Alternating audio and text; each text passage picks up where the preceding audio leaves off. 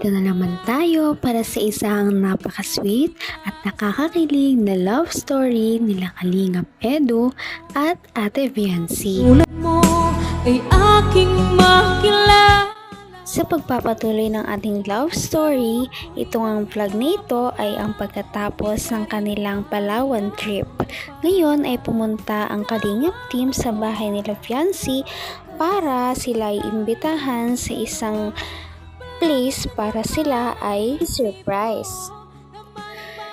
Ang buong akala ng pamilya ni Viancy at ni Viancy ay ito ay isang simpleng kainan lamang or get together. Ang hindi nila alam ay may naghihintay sa kanilang napakalaking sorpresa na galing sa mga supporters nila Viancy at Kalingap Edu, pati na rin kila Kalingap Val. First time nga itong mangyayari sa Kalingap team dahil ito ang pinakaunang beses na mag-iimbita sila ng pamilya ng kanilang beneficiary para sila ay i-surprise. Kaya naman sobrang nakakaantig ang mga susunod na pangyayari. Nay, kaway ka po kayo, Nay. Nay. So, ayun mga Kalingap, kasi request din to ng EDSI supporters, so malalaman niyo po mamaya kung bakit po natin sila isinama, kasi madalas naman po si Viancy lang po kasama natin mag-vlog, and napag-vlog lang po natin yung family po ni Viancy doon lang sa bahay nila, pero ngayon kasama natin ang buong pamilya saka si Edu. Ayan, so mga Kalingap, abangan niyo po, exciting po yung vlog na ito. Talagang nakakapanabik, sigurado matutuwa po kayo. Talaga namang kahit maulan ay game na game din talaga ang pamilya ni Viancy na makibanding sa Kalingap team kahit hindi nila alam na sila ay isa-surprise. Kasama ni Viancy ang kanyang mama, ang kanyang baby na kapatid, ang kanyang papa at ang kanyang nakababatang kapatid na babae.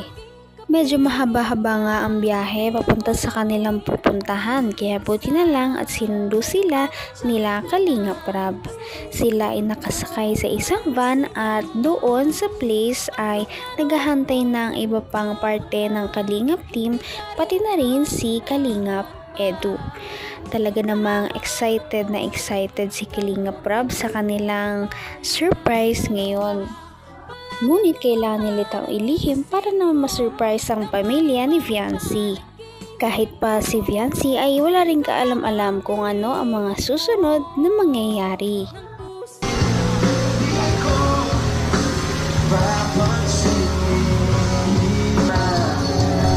Bawal magkasakit yan.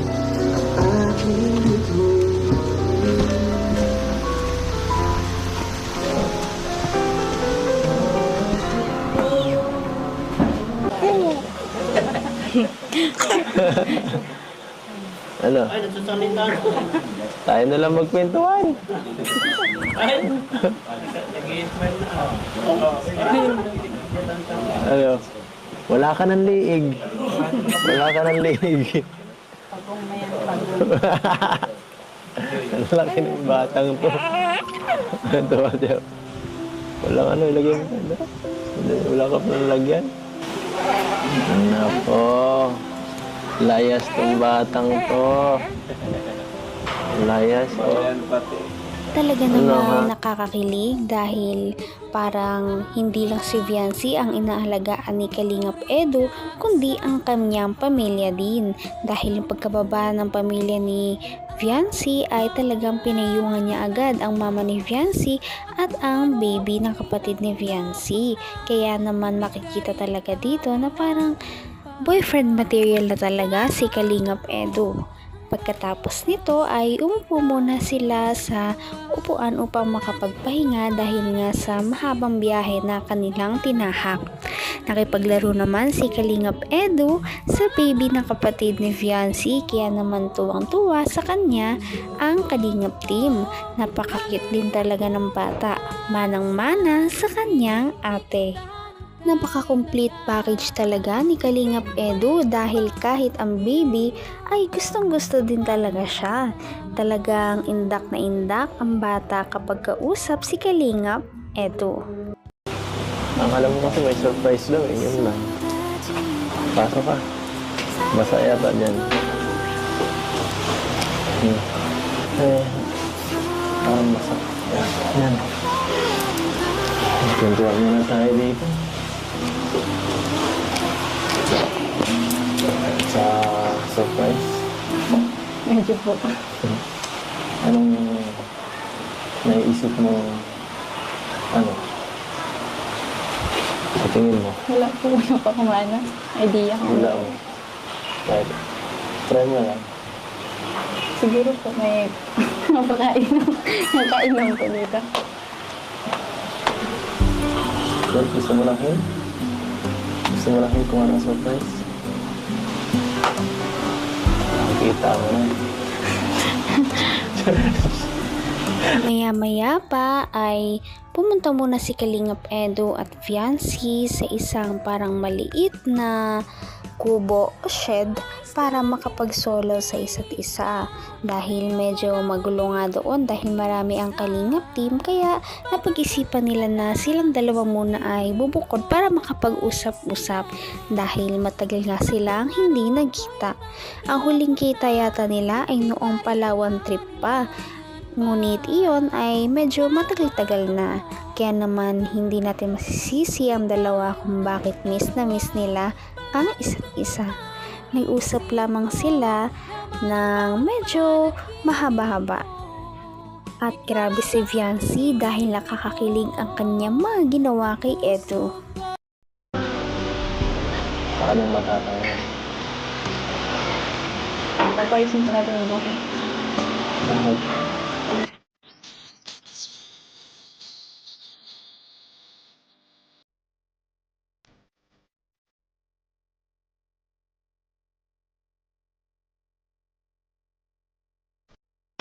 Mas pogi po kasi pala yun. Mas pogi. Nilugyan niya lang eh. Baka po pwede yung ibulong niya na po sa akin eh. Ayun, surprise. Bakit? Alam naman po sila papa. Kahit sa akin lang po. Baka ibang isipin nila eh. Ayun.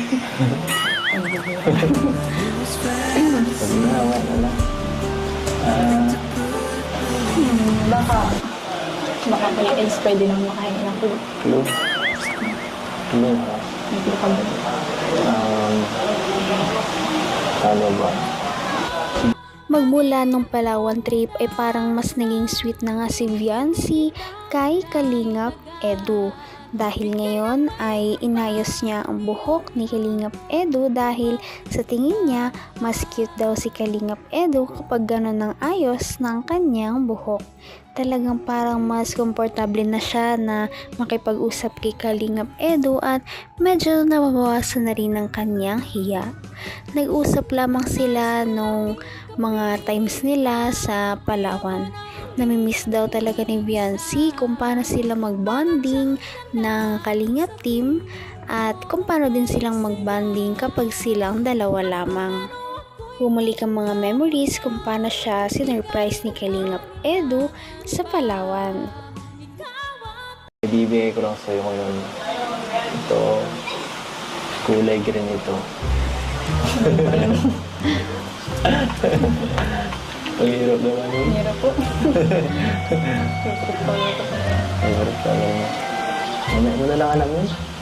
Baka kasi nasabi ko na agad sa'yo. Ako, baka di ka na ma-surprise. Sayang mo na. Pinag-important pa naman yan na nila Kalingap Rob. Mahalaga. Ito. Sama kita. Surprise ako. Surprise ako. Ang daming nagbubulan. Ako rin po nagbulat. Hindi ko nga alam kaya nakasama ka pala eh.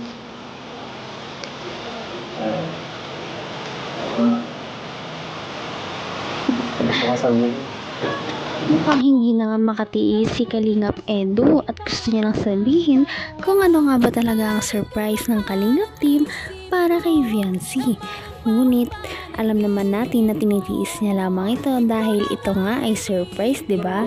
Kaya naman binibiro ni Kalingap Edu si Viancy na ang surprise daw sa kanya ay color green. Sabi naman ni Viancy na ang hirap namang hulaan ng sinasabi ni Kalingap Edu kung ano ba talaga yun. Kaya naman napagpasyahan niya na hayaan na lang at nag-iusap na sila sa iba pang bagay. Ano nga kaya ang sorpresa para kay Viancy at sa kanyang pamilya? Malalaman natin yan sa susunod na video. Kaya naman, sana ipatuloy natin silang suportahan at mahalin si Viancy, si Kalingap Edu at ang Kalingap team. Yun lamang at maraming salamat sa panonood. Abangan natin kung magkakatuluyan ba talaga si Kalingap Edu at Viancy. Hanggang sa muli. Bye! Ngayon'y abot